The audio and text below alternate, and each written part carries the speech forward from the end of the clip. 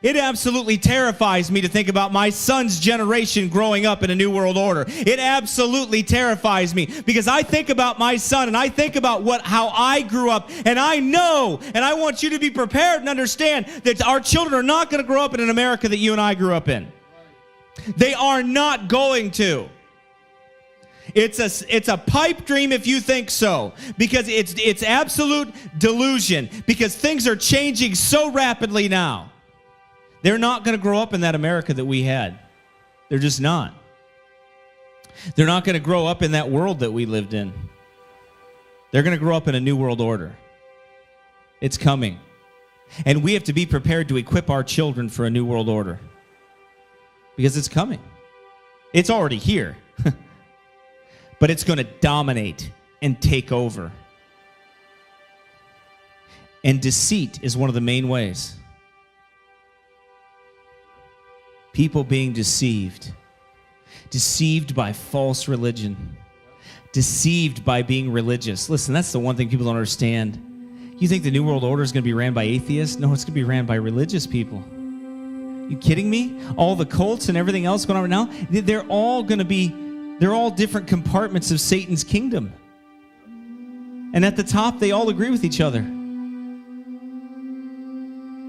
They're not separate. The first thing I think about is my generation, my son's generation. I wonder if I'll make it out of this life with my head.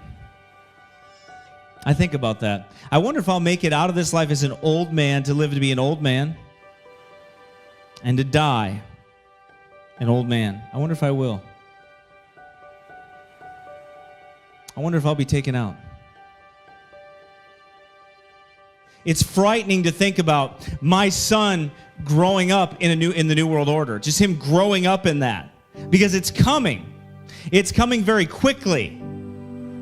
You know, it's not as if it's a light matter anymore. It's not as if, you know, it's a long ways away. I don't see that. What I see today from the signs that we are watching, and we're just seeing right in front of us, that things are moving forward quickly. I wonder if I'll live to be an old man and still hold on to these liberties that we have left, that we experienced in this country for so long. These are sobering thoughts. I don't pretend that they're not. They should stir up our thoughts. Will we be the generation that loses all liberty that is left? Will we be the one that fails our children's generation? I think about the Baptists that fought hard for the liberties that we abuse and care nothing for today. I think very soberly of how those God-fearing holy men would be ashamed to see sodomites parade around in pretended liberty and act as if that was what this once great lively experiment was meant to end up like. A bunch of sodomites dancing around. I think about how in my generation it's hard to find biblical preaching and biblical churches in the land of the fee and the home of the slave.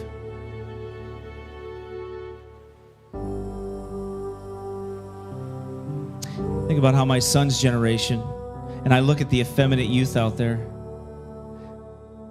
Boys that don't want to be men and take care of wives, or boys that like boys and not women. I think about how American history is being completely erased. True history is being erased. How the Pope and his race pimps through the Masonic orders are trying to erase any bit of Southern heritage, a war on the South completely, and erase any bit of Baptist and Protestant heritage he possibly can. I wonder if my son's generation will stand for anything.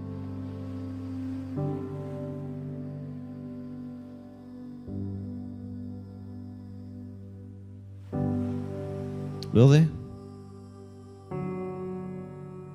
The one place where the gospel rang out everywhere, where we still had much liberty. Will they stand?